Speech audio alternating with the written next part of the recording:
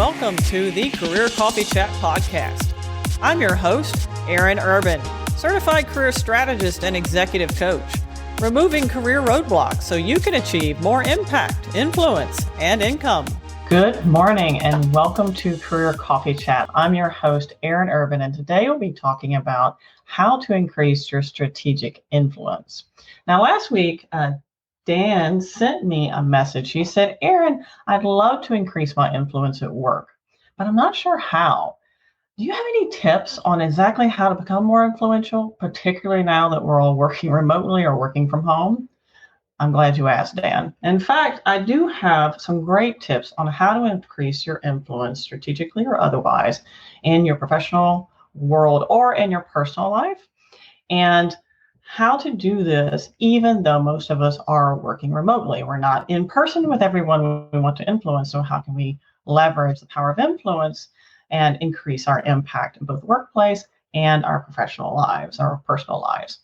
So today, if you're just joining us, we'll be talking about how to increase your strategic influence, even though we're mostly working in virtual environments. So how do we do that? How do we leverage our influence and increase our impact? And if you've never seen my smiling face before, my name is Aaron Urban, or Coachy Urban. You can find more about me at coachyurban.com, powered by upsolutions.net.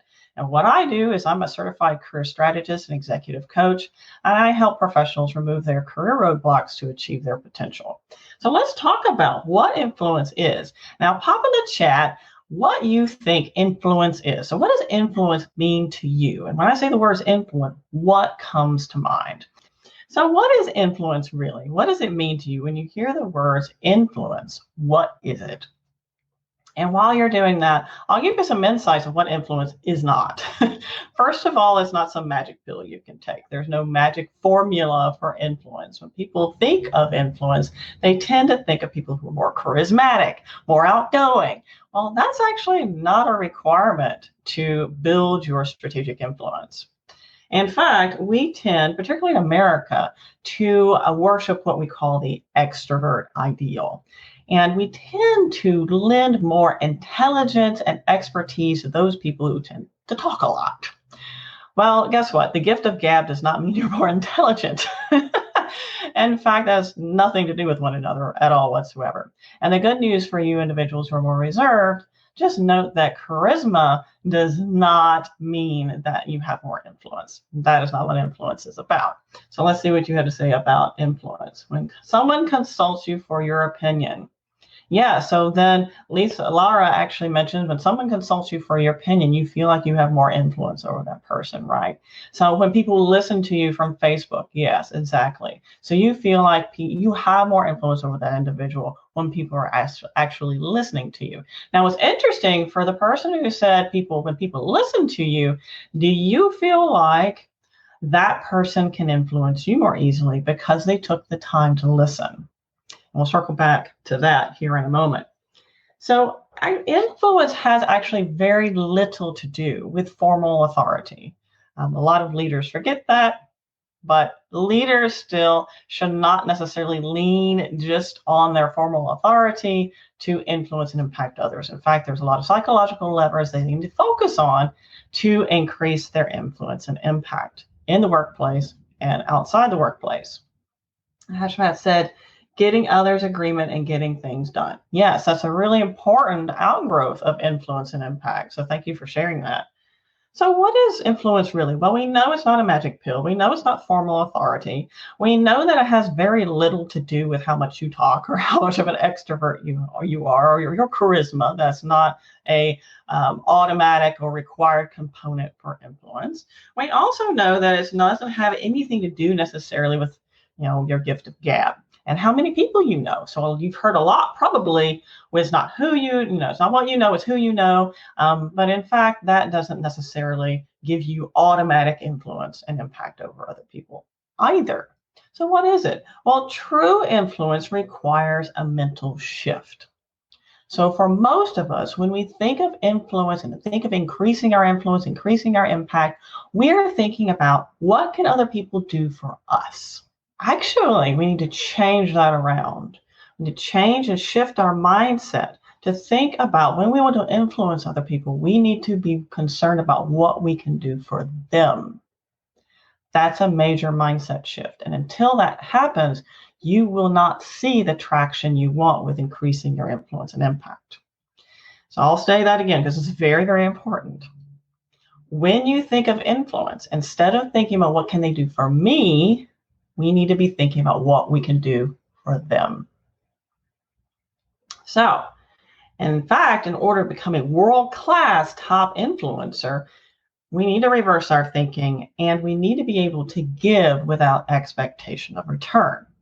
There's a universal law, in fact, there's a social norm across all cultures, that those who give to us willingly without expectation of return, we feel much more indebted to. We feel much more connected to, we feel acknowledged, we feel a sense of worth from that individual, and they can have more influence over us, even though they may be doing that from purely altruistic reasons. But this is a universal norm across all cultures. We tend to give more respect to those people who give without expectation of return. Now, the opposite is true when those people are giving and trying to use it as a barter system, right? They're too greedy or grasping, looking at it from a mindset of scarcity. So what's interesting is a lot of people forget this component, and that is probably because there's a little bit more to it than just giving to influence others. So we've talked a little bit about what influence is and what influence is not. Let's talk about what the top 3 ways to influence other people. Now, what's interesting is researchers say that most of your influence lies in what's called heuristics. So what is heuristics? Well, heuristics is mental rules of thumb, okay? Because we tend to be cognitive misers, because we either do not have the time, the bandwidth, or the energy to do all the research and figure things out on our own, we tend to lean on other people and they can influence us. And some of these heuristics or mental rules of thumb, or mental shortcuts, if you will, they can either lead us to be more influenced or guard us against unwarranted influence. So some of the top 3 heuristics researchers say are: number 1, reciprocity. So reciprocity is literally the art of mutually beneficial relationships. Okay, every culture, as I mentioned before, has this norm that when someone gives something to you or does a favor for you, you feel indebted to repay that favor.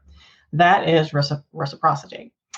So when, let's just say, someone does something, a kindness to you, just out of the blue. Take, for example, yesterday, my next door neighbor had a package delivered. It was mistakenly delivered to our house in Houston. And we, of course, are not there. And he's freaking out because suddenly the package is gone this morning. Well, and in fact, our other neighbor, in the spirit of neighborliness, came over and put that package behind our gate at our front door and locked the gate. So great news. My neighbor on the other side still has his package. It was not stolen. But that is an example of just general goodwill. So the likelihood of you watching out for your neighbor because your neighbor watches out for you is very, very high in this circumstance, right? So my neighbor has more influence over me, whether or not I'll do a random kindness, which of course I will, because that's just who I am. But that's one of the beauties of this heuristic or the social norm of reciprocity. So when people do something kind to you, you feel like you are indebted to that individual. Now, the other one is the heuristic of liking. So in other words, our tendency to be influenced by people that we feel that like us, right? So we have that know, like, trust factor because we have this assumption that the people we like have our best interest at heart. So it's an assumed goodwill. Also, interesting component of the heuristic of liking is that when we like someone, in all likelihood, we either admire that person in some way or we see a commonality with that individual. So that means we are more likely to think, well, that person's like me, I would do this and they would do this, right? Which is not always the case, but that tends to be the way we think. The other heuristic is social proof. Now, that is when we turn to like or similar people to us to figure out an answer to something. But this is particularly prevalent when there is an ambiguous situation, there's no set precedent. So we'll turn to other people, our friends, our family members, to try to understand, what should I do in this situation?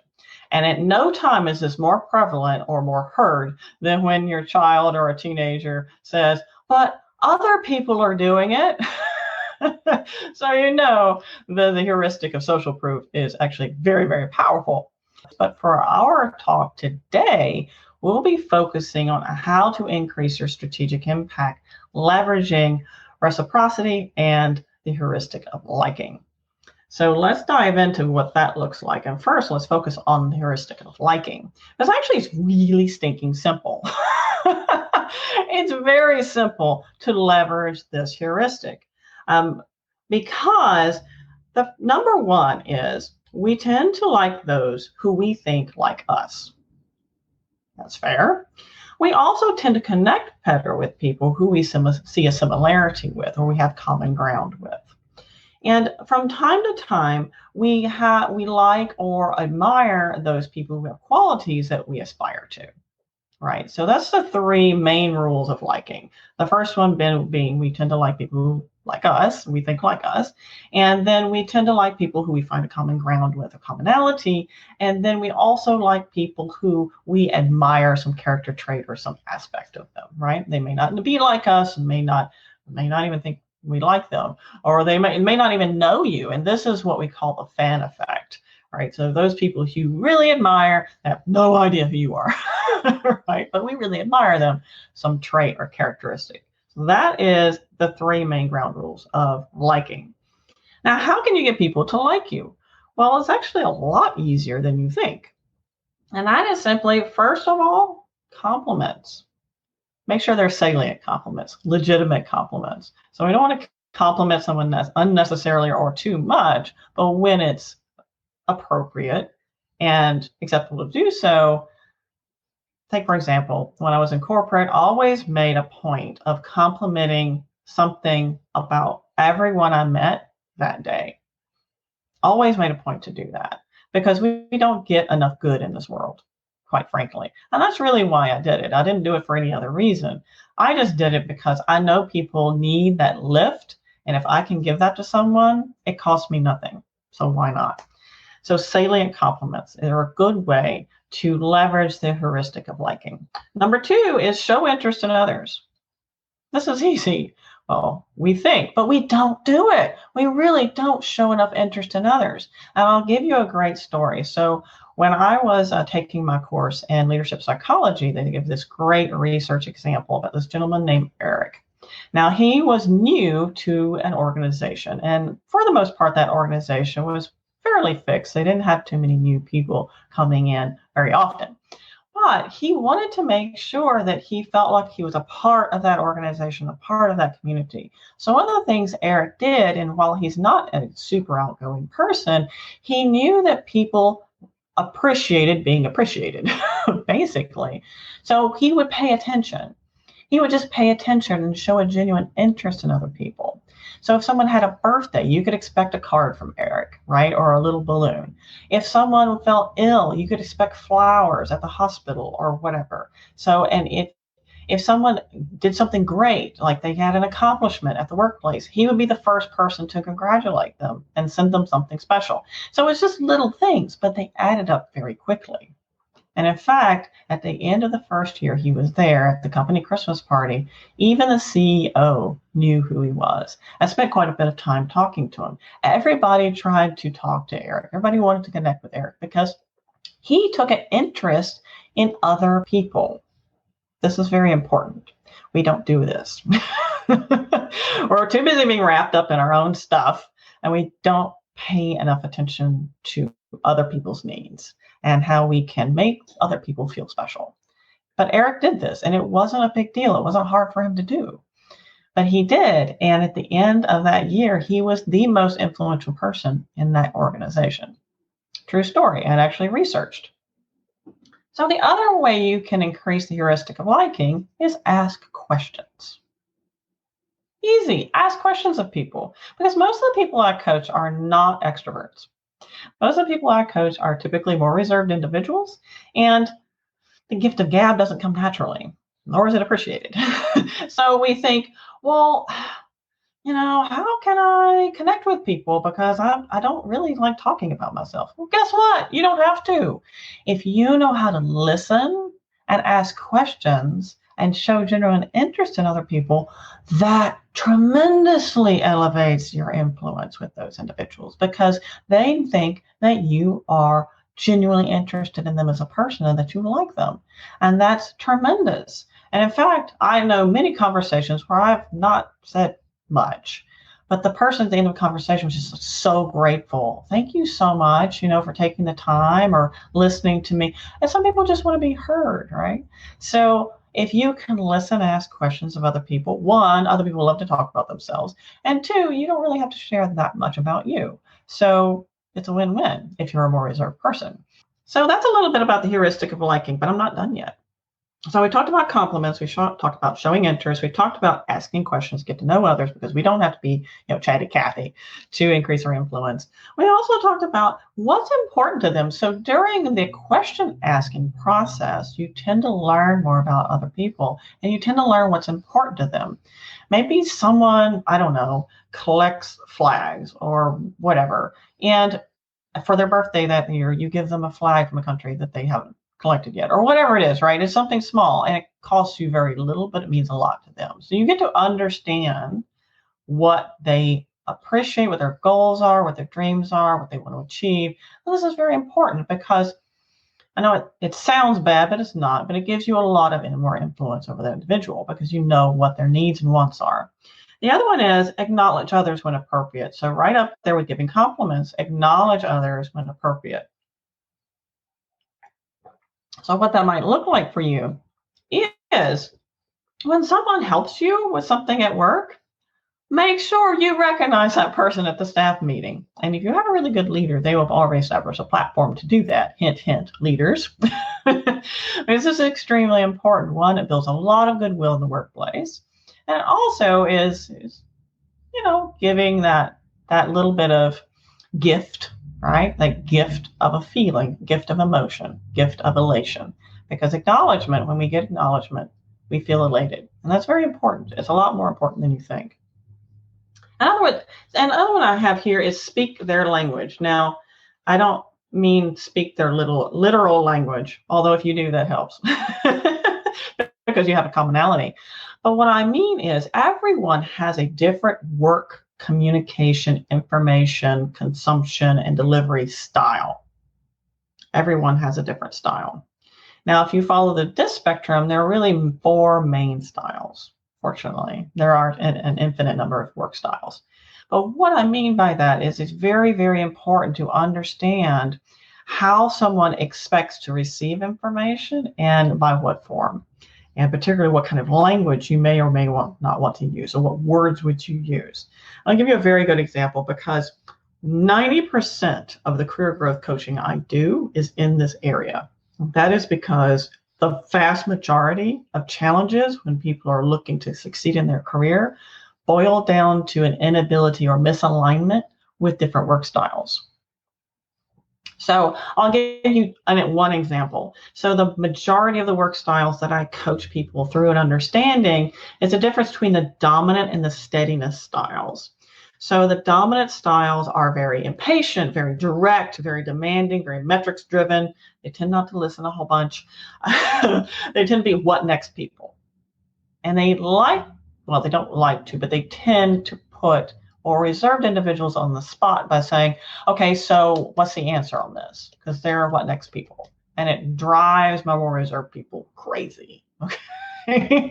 So this is a big dissonance where on the other end of the spectrum, you have people who are more thoughtful, methodical. They want to search things, make sure everything's thorough before they deliver an answer. They see the risk as well as the benefits. And dominant people, by the way, hate hearing about the risk. They just, they tend to be a little bit too driven. Without getting into a lot of obsessive detail here, this is a great example. And in fact, many times I've coached people kind of off the leaping out of a company because predominant of the work styles are dominant or opposing to their work style. And it's very toxic to them because there's a lot of conflict.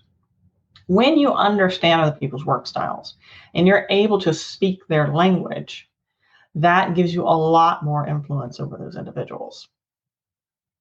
I'll give you an example.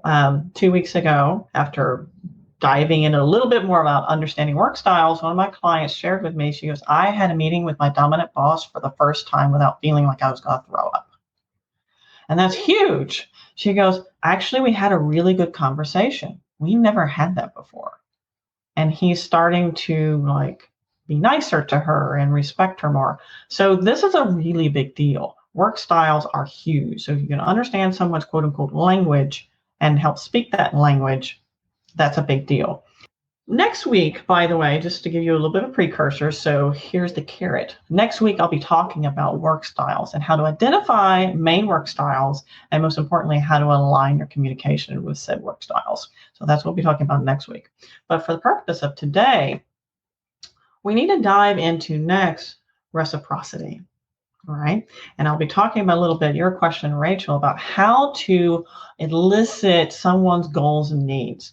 And what does that look like? So when we talk about reciprocity, because we think of influence kind of backwards, what's in it for me versus how can I add value to other people, it's important we have that shift, that mental shift. And in order to master the art of reciprocity, we need to think in terms of value, adding value. And sometimes we stumble upon these by accident because people just simply share. But in the case of reserved individuals, not always. So how reciprocity works. Okay. So number one, we have to understand what's valuable to others. What do they need? What are their goals? Right. Number two, we need to meet a need that has higher perceived value to the other person than our cost. So our time, energy, what have you. So it has a very high perceived value with minimal to no cost to us, energy-wise or otherwise. And number three, when someone has done something for you, you kind of feel indebted to that person. So when you do a favor for someone, they feel indebted, and it's a social norm, cross-cultural social norm, that we feel like we want to return the favor. I'll give you a great example. So one of my clients, this was back when we were still going to work. She ordered breakfast by DoorDash to be shown up at her corporate office. And she got stuck in traffic and actually could not even get into the office at all. So on our way back home, she called the receptionist, and the receptionist says, yeah, there's a breakfast here for you. And she goes, actually, that's for you as a gesture of thanks because of all the hard work you do and the smiling face you have every day. And the receptionist almost broke down in tears. She was like, oh my God, you have no idea what a day I've had. This means so much to me. And from that moment forward, that receptionist bent over backwards for my client to do just about anything. I mean, practically. And people are like, do you know something we don't know? Are you what is the secret boss or something? They're really wondering how my client was able to have this much influence over this individual. Now, while it was purely an accident that this happened, my client learned a very valuable lesson. And she goes, I feel great about being able to do it. She goes, and it was very eye-opening how much power it really had. So again, perceived value versus our cost, like our time, energy, what have you. So think about that story when you're thinking about delivering value to someone. It can have a very high perceived value to them, and it costs us almost nothing, right? It can be challenging to understand some people's needs. So how do we elicit those needs, and how do we elicit those goals from people who are more reserved? Well, keep in mind that not everyone will be willing to share. But here's some good steps to keep in mind to help open the door for some people. Number one, listen. Yes, listen. Shut up. Don't say anything. Just listen to what they have to say. Now, for reserved people, they won't be talking and you'll be asking a lot of questions. But for those people who do like to talk a little bit more about themselves, just listen.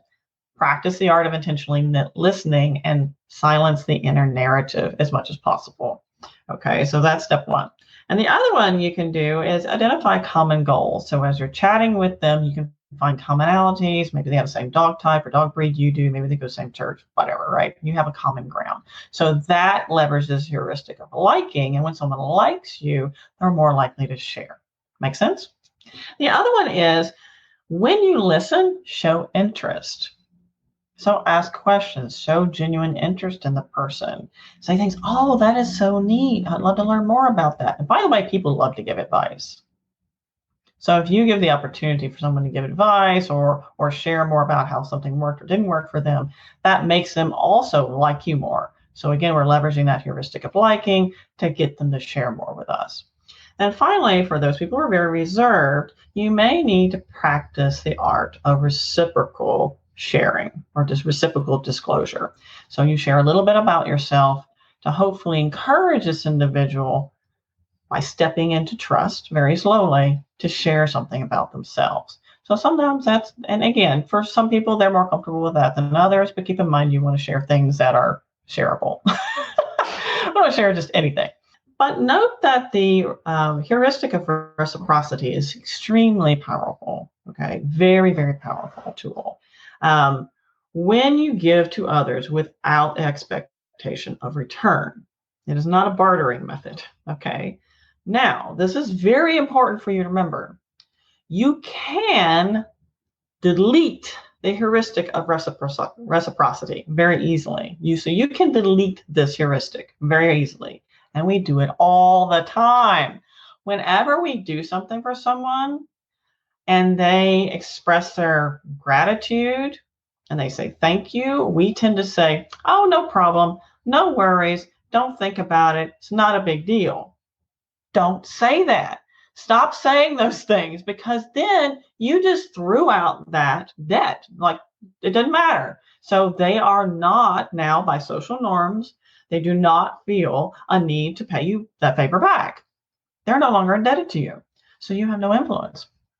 See how easy that was? Just by the words you choose, you threw out that influence with that person. So this is what I recommend you do. Start practicing today. When someone says thank you or shows gratitude for something you've done, simply say either you're welcome, nothing else, or say, I know you would do the same for me. And that, while it's not obnoxious at all, it does send a very powerful unconscious message to that individual that they're still on the hook. So even though you may have done something for purely altruistic reasons, and that's wonderful and bless you for doing that, we still don't want to throw away that influence. Okay, so practice the art of simply saying, you're welcome, or I know you would do the same for me. Make sense?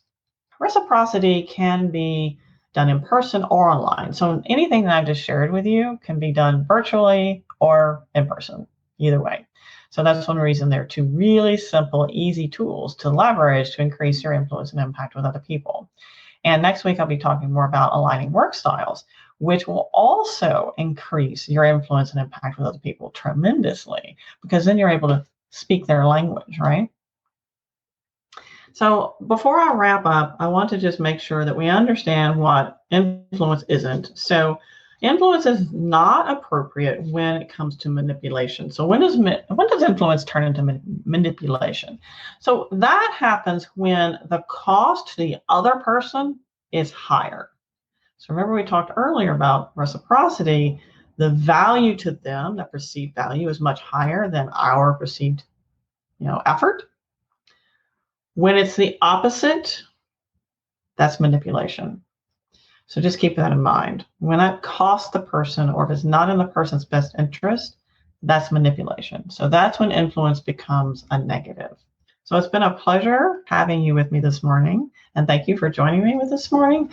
And it's been a huge pleasure to talk to you about how to increase your influence and your impact when it comes to either in-person or virtual environments. Thank you for tuning in on the Career Coffee Chat podcast. It's been a pleasure. Feel free to reach out to me. My email is coacheurban@gmail.com or tweet at coacheurban, Instagram coach.eurban, or reach out to my Facebook group, Elevate Your Career. So I'd love to learn more about you, hear your insights, and what questions you have. You can find out more about me at coacheurban.com. And don't forget, please do reach out on LinkedIn. You can find me at Erin Urban. Until next time, cheers. Here's to caffeinating your career.